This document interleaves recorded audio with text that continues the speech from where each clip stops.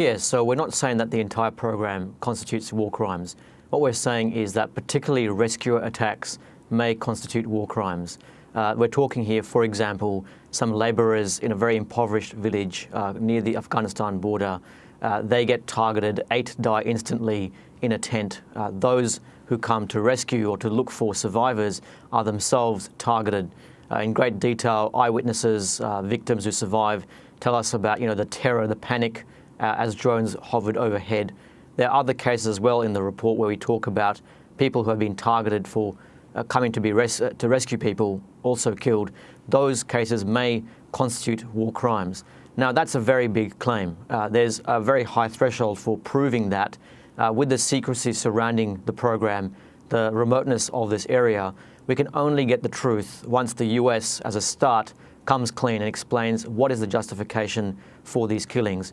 But I should be really clear, we're not just talking about these cases of war crimes. We're talking about, as you mentioned before, Mama Nabibi, a grandmother killed in front of her grandchildren.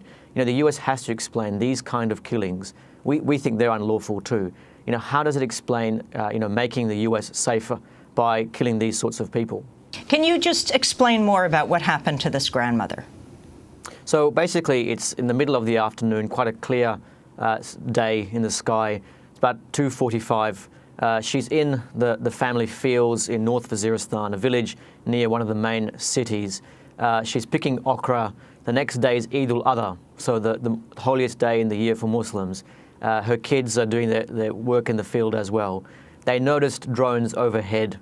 They were sort of used to that because drones are ubiquitous in the skies over there. And then literally, quite suddenly, she's attacked. She seems to be targeted deliberately. We can't tell, obviously, without more information. But a missile hits her directly, and she dies instantly. Her kids, some of them are injured in that initial strike from shrapnel. Their house is damaged from the reverberation of the strike. As some of them venture to see what has happened to their grandmother, a few minutes later, another strike happens about 9 feet away from where the grandmother is killed, and that injures more of her grandchildren. After that, there's incredible panic, as we saw in the video clip. And up till today, the family has not received even an acknowledgement from the US authorities that she was killed by a drone. I should be very clear here that we researched this case, very thoroughly. We even actually analysed missile fragments from experts who said that this appears to be a Hellfire missile. We fact-checked everything. You can see it in the report. We really just have a very simple message to the US. How do you justify killing a grandmother? How does that make anyone safer?